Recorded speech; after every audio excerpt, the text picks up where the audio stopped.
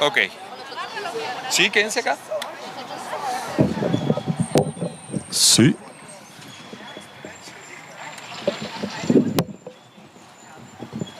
Uno, dos. Ah, Fari no ha llegado. Empieza y olvídalo. Ya le dije, o sea, eso es lo que es. Empieza. Bueno.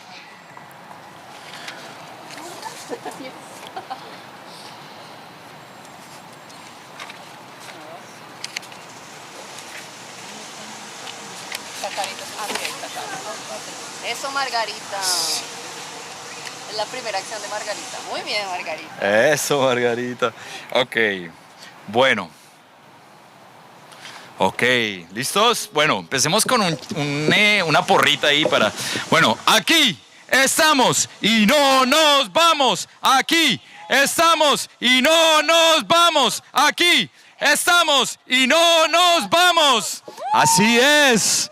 Bueno, compas de lucha, ¿cómo nos sentimos hoy? ¿Bien? Eso.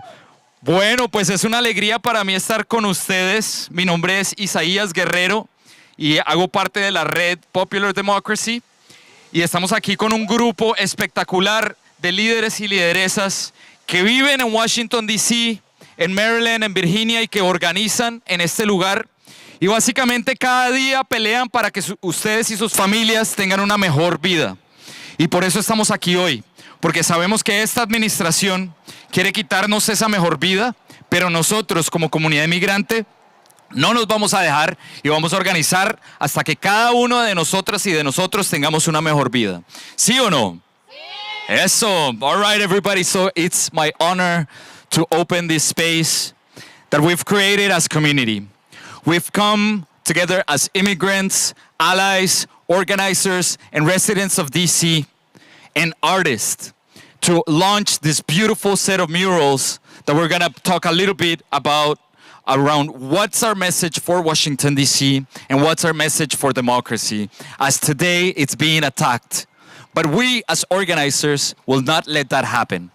My name is Isaías Guerrero, and I am the director of Fight Back for an organization called Popular Democracy. We're a coalition of 48 community-based organizations in 36 states that fight every day for black, brown, and working-class communities across the country and are continuing to save democracy from the attacks from this administration. So today, we're going to talk about art as a tool of resistance, as a tool of visibility and community. Today, the community and resistance are needed more than ever, because we're going to talk about how the 14th Amendment is under attack. We're here to celebrate this powerful new mural in Chinatown, which is both a declaration and an invitation to stand together, to be seen, and to fight for a country that is big enough for all of us. We want to express the gratitude to acclaimed DC-based muralist Luther Wright. Give it up for Luther, el artista, who created this beautiful piece centered on one message. We belong. Say it with me. We belong. Say it with me. We belong. That's right, because we belong in this city. We make this city happen, and we make this city run. We also want to thank community leaders from Spaces in Action, Hueva, and from Casa, Hueva, who are building power and defending the rights and dignity of black, brown, and working class communities across the DC region. So with a landmark Supreme Court ruling that we're expecting on birthright citizenship, on TPS, and on the Calais decision, we are seeing a direct attack on voting rights, on immigrant rights, and the rights of families to live a life of dignity. So let's talk a little bit about what the 14th Amendment protects. The 14th Amendment was ratified in 1868, and it completely revolutionized American society.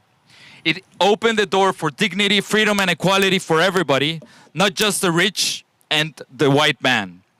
The freedom to marry who we love, access healthcare and public schools without discrimination, and the guarantee that no politician could decide who belongs based on race or ancestry. It's all wrapped up in the protections of the 14th Amendment. Now, what we are seeing is that President Trump's executive orders are targeting birthright citizenship. it is not just about immigration or policy. It really is an assault to decide who counts, who belongs, and who deserves rights in America. And no president should have the power to take that away from us. So let's talk a little bit about why this moment demands action. President Trump's recent executive orders take direct aim at these fundamental rights. His attacks on birthright citizenship threaten to unravel 150 years of legal precedent, creating a country where only a select few are allowed to belong. The Supreme Court is poised a ruling on birthright citizenship, a decision that will define one of the Constitution's most fundamental guarantees, that every person in this country has a stake in the outcome. At the same time, the Trump administration is fighting in courts to strip temporary protective status from roughly 1.3 million people, individuals who have built their lives, paid taxes, and contributed to their communities. If the administration succeeds, it would be the largest de-documentation moment in US history, moving us further away from Americans' promise. But together, the birthright citizenship and the temporary protective status cases reveal a coordinated effort to strip rights from those born here and legal status from those who build their lives here. So today we're about to hear from powerful community leaders around how the birthright citizenship and the TPS decisions would impact their lives. But before that, I want to make sure that we give the voice to those that allow us to see what we don't see. The artists that speak sometimes when we're afraid to speak, and they do it in powerful and beautiful ways. So as we said before, please give it up to Luther Wright, who is the author, the artist of these murals, who's going to talk to us about what was his inspiration around why we belong is so important in this moment. So give it up one more time from Luther Wright. Bravo! Hello, everyone. Thanks for having me today. I appreciate you guys reaching out for me for this project. As a black father here in the DMV, I believe that, birthright citizenship is for everyone. We all belong, the planet, the country. I just believe that we're all stronger together. What I wanted to focus on these murals was the fact that the immigrants, black immigrants, and how it kind of started off with us as well, and put an emphasis on that, and parenthood. I believe our parents, kind of are the foundation of our community, so we definitely need to focus on that. So I definitely appreciate you guys coming here. I wanted to do something nice and bright and vibrant on this high traffic area to kind of put a focus and awareness on birthright citizenships and the fact that we all have a stake here and we all belong and we all have a voice, and together we're stronger, and I would believe in the unity of our community. So appreciate you guys. Thank you. Thank you. All right, thank you so much, Luther, for those powerful words, and more than anything for this beautiful art installation that really highlights the impact of art, our own hopes for what DC could be, has been, and we are going to continue fighting so it continues being the home for all of us. So talking about making DC home, I want to pass it to one of the leaders that has come to speak about the TPS being under attack. Everybody, she's a fighter, she's an organizer, and she's a person that has been out in the streets making sure that her and her community are continued to be protected. Give it up for Solange, who's about to talk about the TPS and how her community is impacted. Give it up for Solange. Bravo!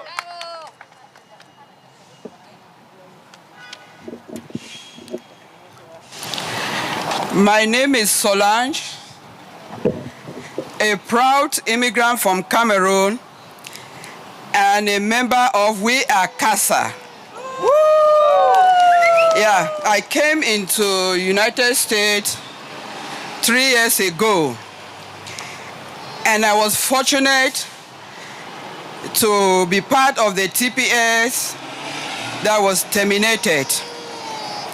Over 1 million workers will be impacted if TPS is phased out or completely terminated for all holders. 550,000 TPS holders were terminated last year, 2025, including me. Shame. Think about the TPS, the consequences it would have. Because when your neighbor is not safe, you too, you are not safe. The community is not safe. Imagine parents afraid to go to work because they know they will be picked out by the road. Children are afraid to go to school because they'll be picked up because they say they are undocumented. Shame. There is no family stability, no income for those that have stopped their TPS. Shame. Shame on the administration. No status. People live in fear. That is the worst thing for somebody, to live in uncertainty because you don't know how tomorrow will look like. Millions of people are not doing the work they're supposed to do because the promise that was given them is no more what we are seeing. Every day people are taking off from streets, and America is big enough for everybody to follow your dreams. And we know that the TPS is a right. We believe that we need the TPS because without it, a lot of families will be disintegrated. And that is not what we want. We want the families to live together. We want people to be together. People are living in fear. And if your community is not safe, you are not also safe. We believe and we trust that the Congress will do just the right thing to give back the TPS to those who need it, because we need it and everybody will need it. Let them defend the 14th Amendment. Yes. What we know as the citizenship right is not a choice. The children and everybody that is in America is equal. And we believe that the immigrants do the work and they pay taxes, of which they are not part of the taxes when the returns comes back, but they do a lot of work. Nurses do the work, doctors do the work, but once TPS is taken away from them, they are forced to go back, which is making it impossible for them to work or to take care of their family. So we need the TPS, and we need it now. We need a TPS and we need it now. We need a TPS and we need it now. We need it and we need it now. Oh, yes, Solange. All right. Sí se puede. Okay, so we're gonna learn "si se puede" in French. So how do you say "si se puede" in French? We nous pouvons. Oui, nous pouvons. Oui, nous pouvons. We nous pouvons.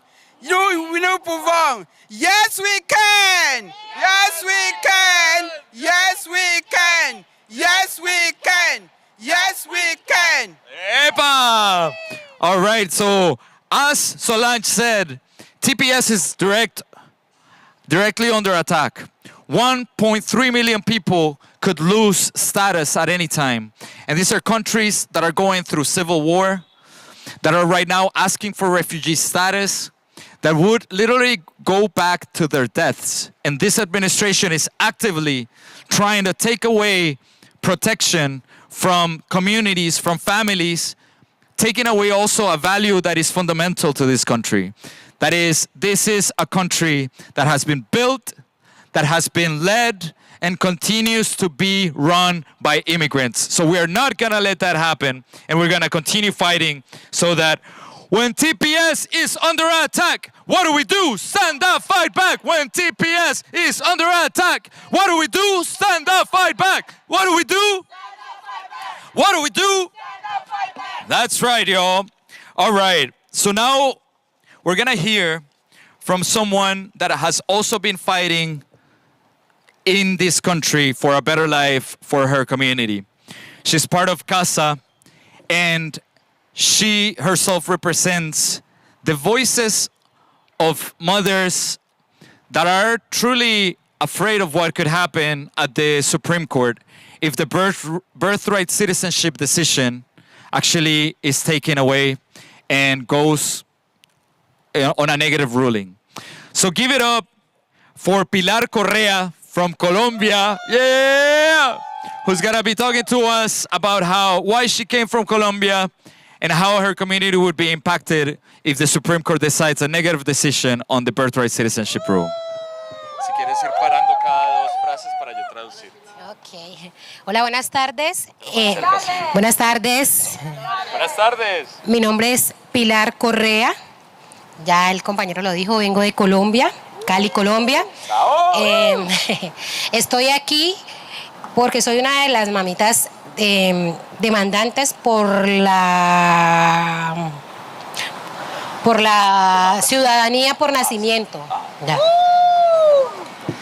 Hello, my name is Pilar, and as Isaiah said, I am originally from Colombia, and I am here because I myself have U.S. citizen children. Child. Oh, thank you. Estoy aquí para luchar por los derechos de mi hijo y de mi familia. I'm here to fight for the rights of my son and my family. Oh. Es muy importante para mí que mi hijo sea reconocido legalmente en el país donde nació. It's very important for me to have my son be legally recognized in the country he was born. Para un mejor futuro y una mejor calidad de vida. For a better future and a better quality of life. Y sin importar la decisión que tomen en esos momentos en la corte, vamos a seguir aquí de pie en la lucha. And no matter what happens in the court's decision, what we know is that we will continue fighting for our people. Oh, yeah. Porque sí se puede. Because yes, we can. Sí se puede. Sí se puede. Sí se puede. Sí se puede. Listo, muchas gracias. All right, thank you so much, Pilar. Thank you so much, Solange, for showing us what true people power looks like. Now, talking about people power, I am really excited to share with you all about an important moment that is happening on July 9th. On July 9th is the anniversary of the 14th Amendment. And as we've been saying, the 14th Amendment is one of the most important pillars that has solidified democracy. Quiero hablar un poquito del 9 de julio. El 9 de julio es el aniversario de la 14ª enmienda de la Constitución. Y lo que hizo la 14ª enmienda es que solidificó a que se pudiera tener derechos como ciudadanos en este país, tengamos protección por si llega la policía a tratar de arrestarnos y previene la discriminación en este país. The 14th Amendment made it possible for us to have birthright citizenship, for us to be protected around equal protection, and it also made it possible so that we would have due process. So on July 9th, we're going to be having a hell of a party. It's a Thursday to celebrate the 14th Amendment, starting at the Supreme Court at 6 p.m. This is going to be an opportunity to come together. We're going to bring thousands of people to march through the darkness. The night has been an ally, has been a witness to the worst atrocities that have happened to humanity, but it has also been there to help us escape to freedom. If we look at the examples of the Underground Railroad, how they looked at the stars to find north. If we look at the Zapatista saying that says that only until it's the darkest is because the light is about to come, we are going to be the light that is going to be bringing this country towards the path to freedom and liberation, instead of destruction, instead of racism like this administration wants us to do. So we want to conclude this press conference by inviting everybody who's watching, everybody here, to join us on July 9th to lift up our voices and say we're not going to be erased, and our people are beautiful, are powerful, and forever we will continue fighting for freedom. So when our communities are under attack, what do? Stand up, fight back. When our communities are under attack, what do? Stand up, fight back. What do? Stand up, fight back. What do? Stand up, fight back. All right. Well, thank you so much, everybody. One more time for Luther for being here. All right. Thank you all. We're done basically, but if, yeah.